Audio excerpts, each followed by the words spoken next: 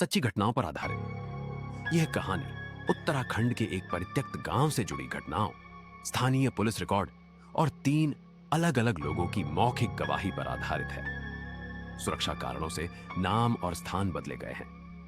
उत्तराखंड के ऊपरी पहाड़ी क्षेत्र में एक गांव था, कैलाखेड़ा।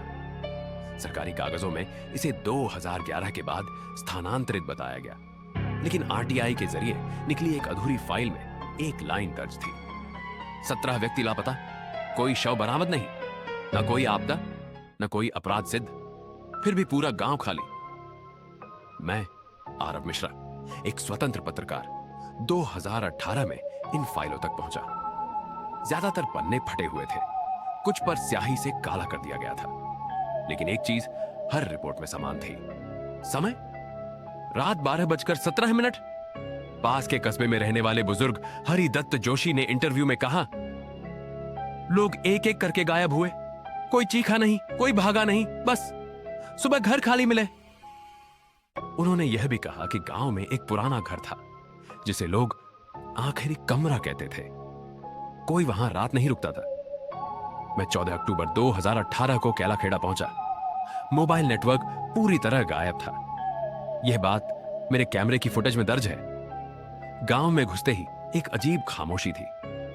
कई घरों की दीवारों पर खरोंच के निशान थे, जैसे किसी ने अंदर से निकलने की कोशिश की हो। मैंने वही घर चुना जिसका जिक्र हर गवाही में था। रात 11:03 कैमरे में ऊपर की मंजिल से कदमों की आवाज रिकॉर्ड हुई। मैं अकेला था। 11:41 रिकॉर्डिंग में एक धीमी औरत की आवाज साफ सुनाई देती है, नीचे मत आना। यह आवाज बाद में फॉरेंसिक लैब में जांची गई। विशेषज्ञों के अनुसार वह आवाज मेरी नहीं थी। ऊपर का कमरा बाहर से बंद था, अंदर कोई नहीं था, लेकिन दीवारों पर कुछ लिखा था। यह खून नहीं था, एक सूखा काला पदार्थ लिखा था। हमने उसे मारा नहीं, हमने उसे बंद किया। रात 12:17। अगर उसने नाम लिया तो समझो देर हो चुकी है। मेरी घड़ी कैमरे में दिखती है 12:12, ठीक 12:17। कैमरे की वीडियो डिस्टॉर्ट होने लगती है। ऑडियो में मेरी सांसें तेज हो जाती हैं। फिर एक आवाज बहुत पास से, आरव। मैंने यह नाम किसी को नहीं बताया था, ना गांव में ना रिकॉर्ड में। इसके बाद कैमरा गिर जाता है। स्थानीय मंदिर के पुराने रजिस्टर में दर्ज है 1947 से पहले उस जगह एक आश्रम था। आश्रम के साधु पर बच्चों पर डर और नींद से जुड़े प्रयोग करने के आरोप लगे। ग्रामीणों ने उसे एक कमरे में बंद कर दिया।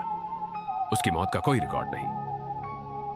सुबह मुझे अगली सुबह कस्बे के पास सड़क किनारे पाया गया।